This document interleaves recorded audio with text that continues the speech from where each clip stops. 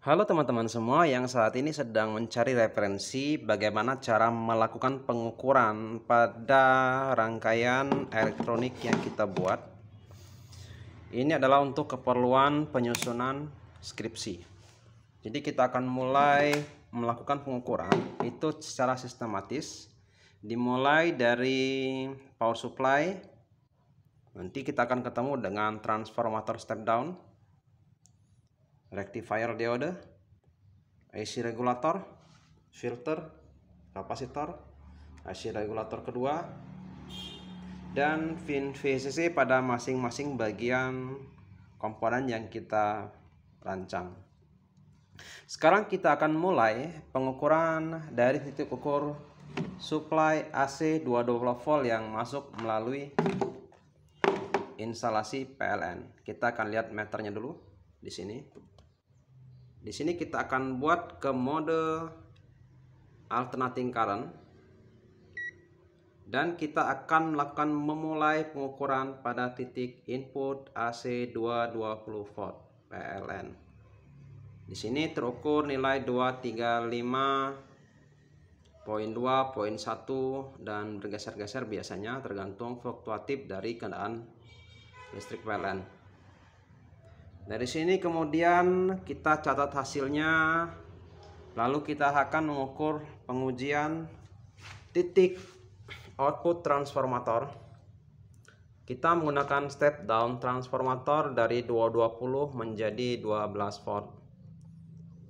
Kita akan ukur di sini sebagai common. Jadi di sini sama dengan di sini ya, common ground. Pengukuran berikutnya setelah output trafo, probe kabel hitam itu dilekatkan di kupingnya IC regulator, karena IC regulator pada kupingnya itu sama dengan ground. Kita akan coba ukur pada pin V out pertama, masih di mode AC.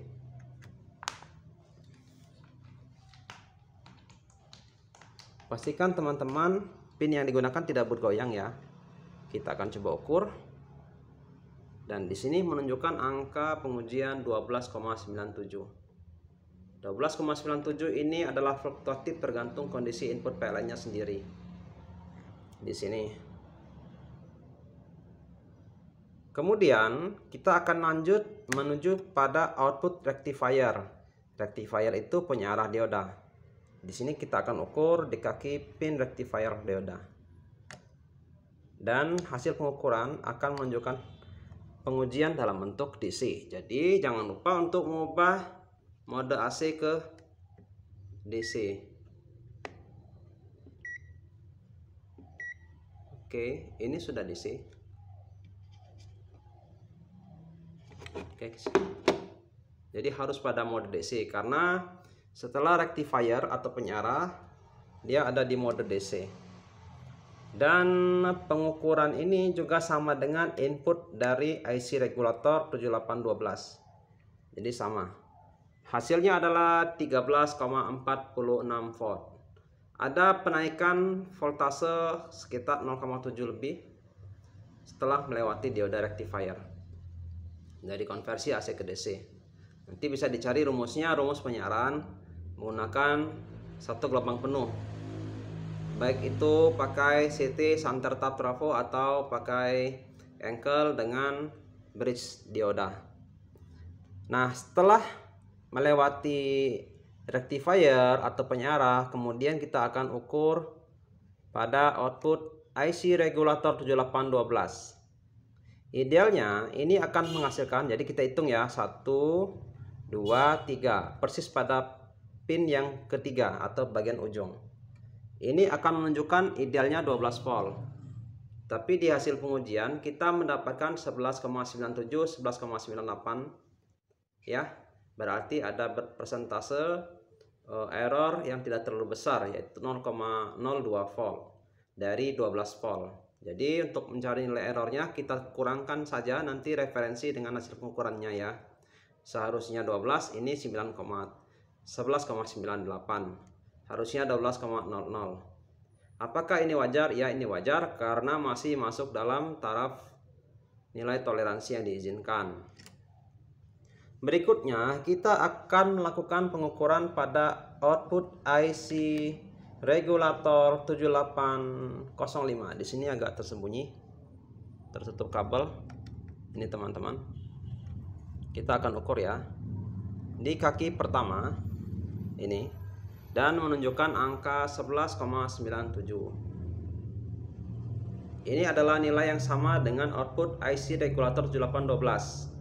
Karena kita melakukan penurunan voltase melalui proses regulasi secara bertahap dari DC 12 volt yang setelah melewati dioda tadi terbaca 13, ya, distabilkan menjadi 1200, didapatkan hasil 11,98.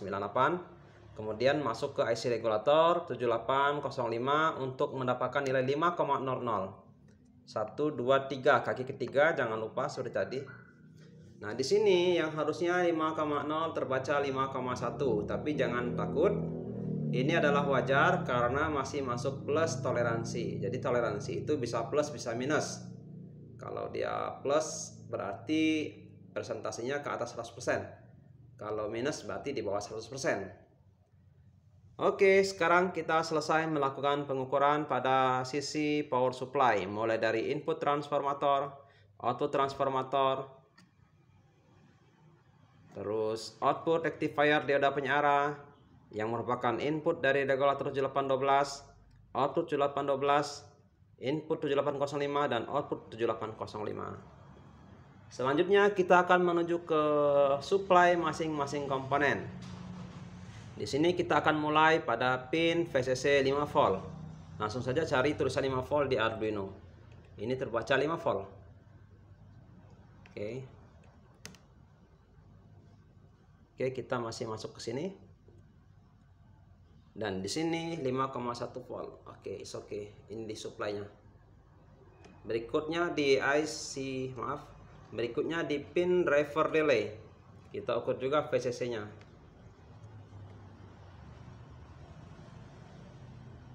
Oke. VCC dari pin relay adalah 5,1 volt, sama seperti tadi. Ya. Seperti itu teman-teman semua.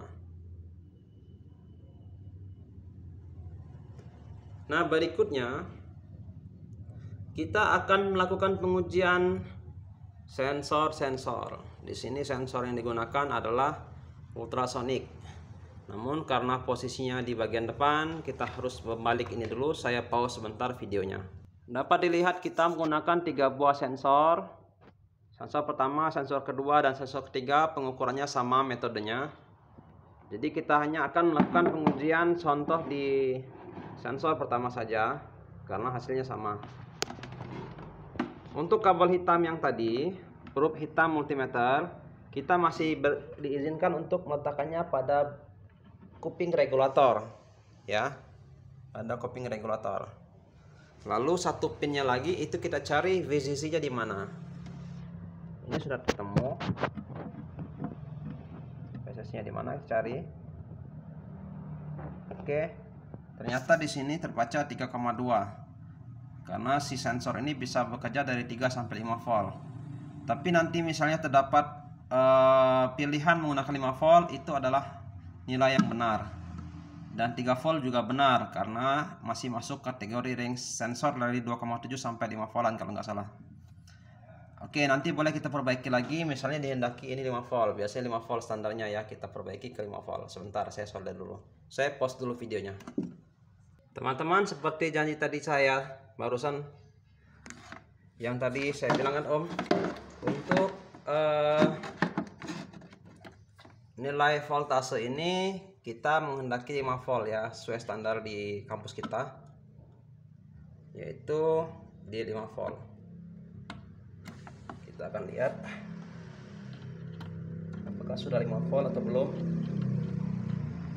Jangan lupa huruf kabel hitam itu diletakkan di kabel.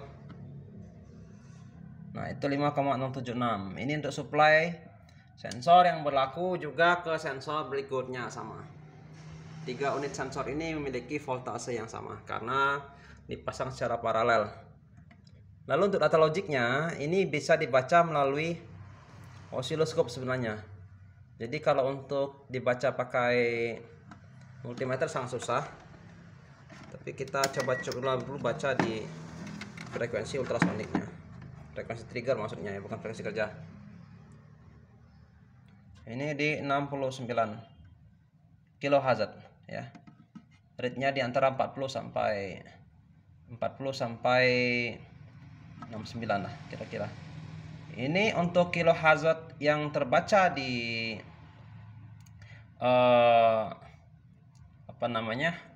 sensor trigger echo itu akan dipengaruhi nanti oleh kondisi deteksinya juga. Kita akan coba. Tapi biasanya tidak dipakai pengukuran frekuensi ini.